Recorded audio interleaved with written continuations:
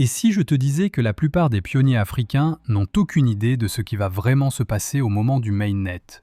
Et si je te disais que techniquement, Pi n'est pas seulement un jeton qui attend, mais une infrastructure entière qui va choquer ceux qui ne sont pas prêts? Reste, parce que ce que je vais te montrer aujourd'hui peut littéralement te donner une avance de 2 ans. Je suis Midou, passionné de crypto et de finance, et aujourd'hui, je vais t'expliquer ce que personne ne dit, les détails techniques qui vont décider de qui gagne et qui restera spectateur. Beaucoup répètent « Pi va tout changer en Afrique », mais très peu comprennent pourquoi, techniquement, cette région est stratégique. Forte adoption mobile, économie informelle massive, besoin de paiement rapide, faible bancarisation, culture du micro-commerce. Et si je te disais que Pi est conçu pour exactement ce type d'environnement? Pi repose sur une architecture pensée pour être légère, mobile first et tolérante aux connexions faibles. Ce n'est pas un hasard, c'est un réseau imaginé pour fonctionner même là où les infrastructures bancaires sont absentes. Mais attends, on n'a encore rien vu. Le plus intéressant arrive maintenant. Contrairement à d'autres cryptos où n'importe quel bot peut agir, Pi repose sur une validation humaine via le KYC. En Afrique, ça crée un filtre. Ceux qui sont validés auront un avantage énorme sur ceux qui attendent. On continue. Beaucoup pensent que le jour du mainnet, tout va s'activer d'un coup. Mais techniquement, non. Le réseau va basculer progressivement en incorporant migration des comptes, stabilisation des wallets, ouverture marchande. Et c'est là que les pionniers informés prennent l'avantage. Dans un pays africain, une simple fonctionnalité peut changer tout. La capacité d'échanger localement sans banque, sans carte, sans délai. Tu vois où je veux en venir? Ça ouvre la porte à quelque chose de massif. Les Africains pensent qu'il faut attendre le prix. Techniquement, faux. La valeur réelle d'Pi dépend d'eux. Ce que les pionniers vont proposer en premier. Et toi, tu peux en faire partie. On avance. Une transaction Pi implique émission d'ordre depuis le wallet mobile, propagation sur le réseau, validation via le système de confiance, enregistrement dans la base distribuée interne. Ce processus rapide est ce qui va remplacer, dans certains cas, le cash. Les micro-paiements en Afrique sont un cauchemar. Frais élevés, instabilité, manque de solution. Pi a été pensé pour les petites transactions fluides. Et ça, c'est la partie que personne ne voit venir. Dans ma dernière vidéo, je t'ai promis un cas pratique commercial. On y arrive.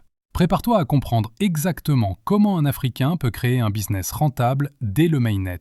Imagine un vendeur de cartes SIM ou un vendeur de jus sur un marché au Maroc, en Tunisie, au Sénégal, en Côte d'Ivoire. Il propose simplement « paiement accepté en Pi ». Tu crois que c'est rien? Attends la suite. Dès que les paiements en Pi commencent à circuler, ce vendeur devient un nœud économique local, un point d'entrée pour la communauté, une référence pour les transactions rapides. Techniquement, il capte l'adoption avant tout le monde. Quand un commerçant accepte Pi avant les autres, les gens y voient la sécurité, la confiance, la normalisation. Et soudain, les autres suivent. Toujours trop tard. Chaque personne qui effectue un paiement en Pi avec lui revient. Pourquoi? Parce qu'il devient le pionnier fiable. Et plus il reçoit de Pi, plus il augmente sa puissance économique. D'autres vendeurs imitent le premier. Les paiements circulent. Les prix se stabilisent entre commerçants. Tu comprends? La valeur vient de l'usage, pas du prix. Celui qui commence maintenant peut devenir une référence locale, un mini-hub économique, un point d'échange, alors que les autres attendent le prix. Tu n'as pas besoin de créer un commerce énorme. Il suffit d'un service, même petit. Livraison, réparation, produit, digital, petit business local. Et tu ajoutes paiement accepté en Pi. Le plus gros mensonge dans l'écosystème crypto, c'est que tout le monde a encore le temps. Faux.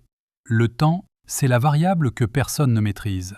Pendant que la majorité attend le prix, les structures techniques se mettent déjà en place. Les validations KYC progressent, les intégrations locales démarrent et les premiers flux transactionnels testent déjà les limites du réseau.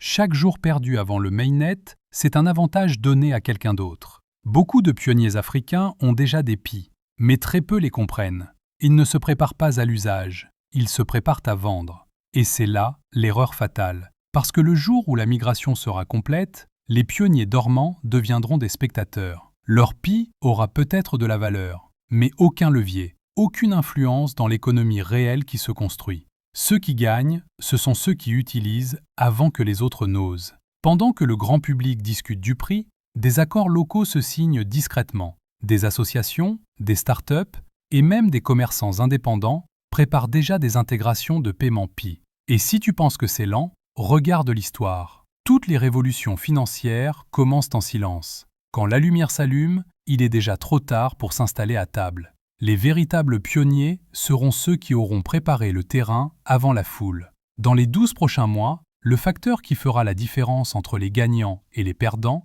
ce n'est pas la puissance du réseau, ni même la vitesse des transactions, c'est la connaissance. Celui qui comprend comment fonctionne le protocole, qui sait sécuriser ses transactions et qui connaît les besoins de son environnement local, peut créer un empire à partir d'un simple smartphone. Le savoir, c'est la nouvelle forme de minage. Et l'Afrique a des millions de cerveaux prêts à s'activer. La vraie révolution ne se passe pas sur l'écran. Elle se passe dans la rue, au moment où un vendeur, une mère de famille, un étudiant utilise Pi pour résoudre un vrai problème. Là, le réseau cesse d'être virtuel, il devient vivant. Et chaque transaction devient un battement de cœur de cette nouvelle économie. Ce pont entre le digital et le réel, c'est là que tout se joue. Et ceux qui comprendront ça maintenant auront toujours 2 ans d'avance sur le reste du monde. Tu as un territoire où tout reste à construire. Et ceux qui posent les premières briques seront ceux que les autres suivront.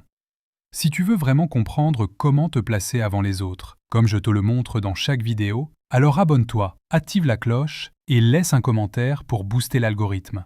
On se retrouve dans la prochaine vidéo et cette fois, je vais t'apprendre à créer ton premier micro-business en Pi, pas juste en théorie, en pratique.